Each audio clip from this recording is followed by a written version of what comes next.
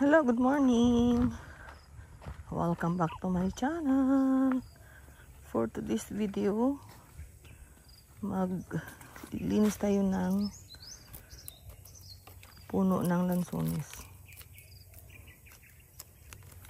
Iiwan ko yung cutter.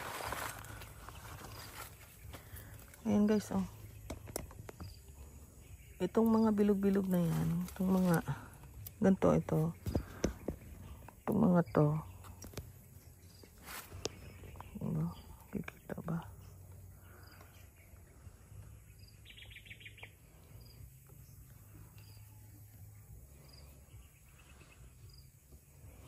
Yan.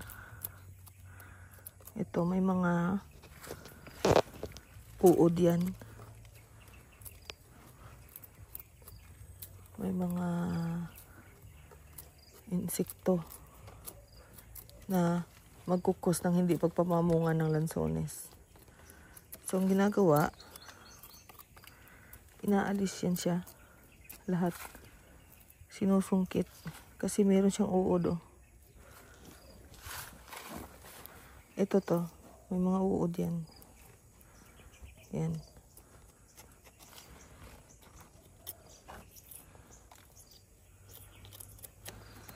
So, sinusungkit yan. Naalis. Tapos, after malinisan namin to, ito yan. After ko malinisan, isprayan ko to ng fungicide at insecticide. Kasi mayroon din mga langgam. Yung mga puno.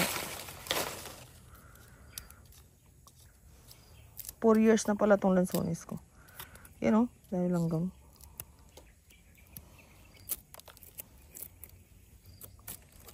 So, ang nakasurvive na puno ko na ganito kalalaki is 2, 4, 6, parang 7. Kasi ang iba namatay. Dahil nga ang iba nababad sa tubig, nabutas yung mga, ayan o, yung mga hose ko na yan, nabutas. Palitanan pang atong ano ko eh, yung hose ng tubig. Kasi dapat nakalubog yan. Ako rin ang may kasalanan kasi hindi ko pinabaon. So,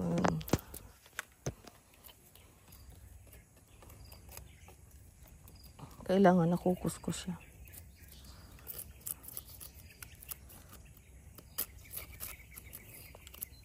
Yung iba ginagamit nito, yung mismong brush ginagamit natin maglaba, yun.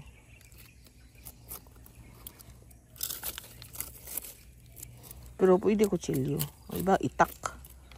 Depende sa inyo eh, kung saan inyong gagamitin nyo.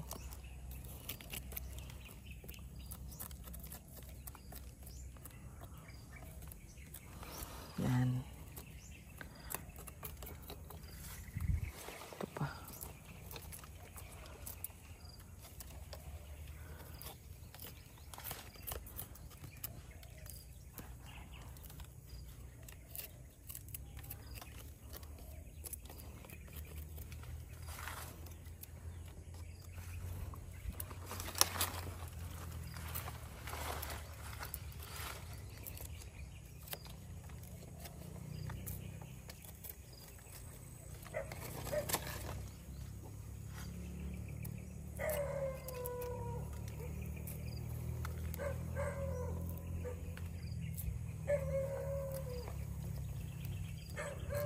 Patsagaan lang siya. Ayun, oh, may uod.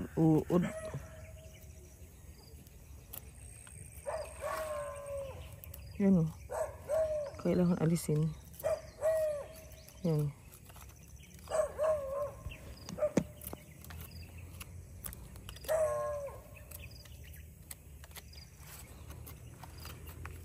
Yan, ganyan lang. Mangala yung kamay ko pagka sa taas ako mag ano.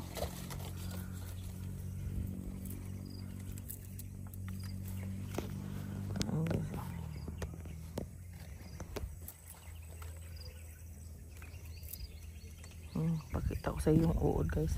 Ay, nahulog na. Ayan, oh. Napakita ko sa inyo.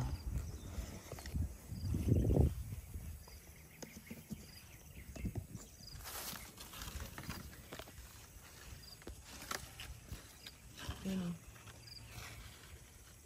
Yan. Ayan. Ayan yung puti. Yan.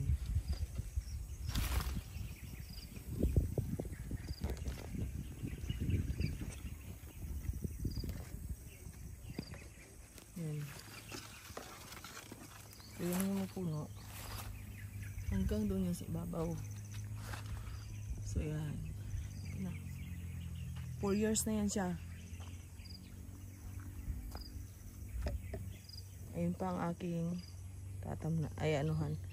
lilinisan. So natapos ko na lahat pruningan. Bukas naman, sa ibang araw naman ang paglinis or bukas. Tapos ayan. Ito naman, isprehan pa ito kasi maraming langgam sa puno niya.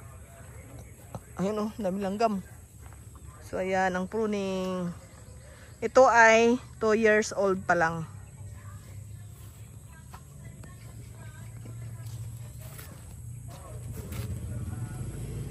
Ito, mga 1 year old yan. So, pang 3 puno.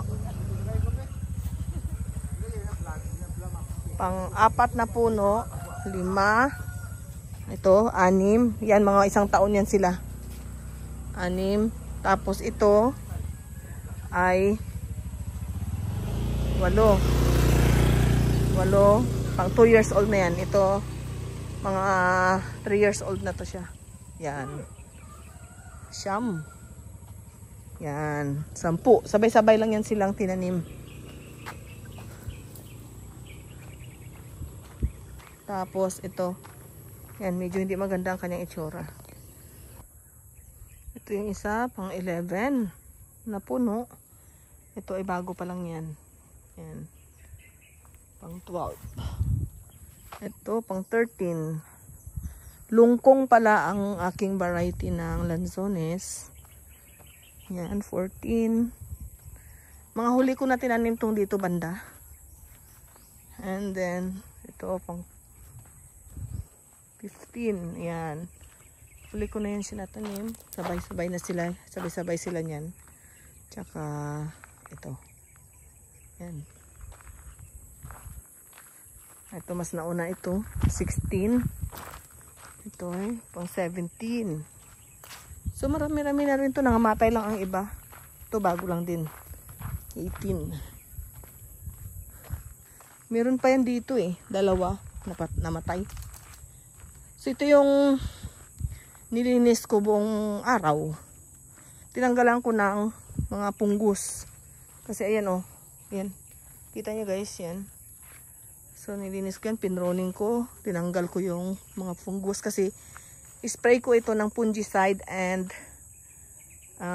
insecticide kasi ang daming langgam. So, ayan siya. Yan, punong-puno Wala naman akong alam guys na talagang tinatanggal pala yan. Akala ko normal lang sa puno na ganun ang itsura. So, inaalis pala yan, itong mga yan. Kasi may uod yan sa loob eh. Pinakita ko na yan kanina. So, ito na yung finish. Ayan, kailangan pang palitan ng aking mga hose. Yan, paano nakalutang. Ang may sala ay ako. Pinabayaan kong nakalutang lang siya. So, ito. Yan. So, mga nasa 20 na pala ito. Kapuno lahat, mahigit. Yan. Tapos ito pa. Yan. And then, ito. So, inisa-isa ko yan talaga kanina. Yan. Hindi pa nalinisan yung kanilang mga puno. Sa ibang araw naman, bukas or next day, lilinisin ko ang kanilang mga puno. Ayan. Tapos lalagyan ko ng pataba. Sana mamunga na ito next year. Kasi 4 years na ito eh. Pero actually sinabi naman sa akin na 5 years to bago mamunga. Sana 5 years mamunga na sila. Ayan guys. And then, flex ko lang ang aking tanglad. Yan. May tanim ako dito sa gilid. Yan guys. And that's all for today. Thank you for watching. Bye-bye.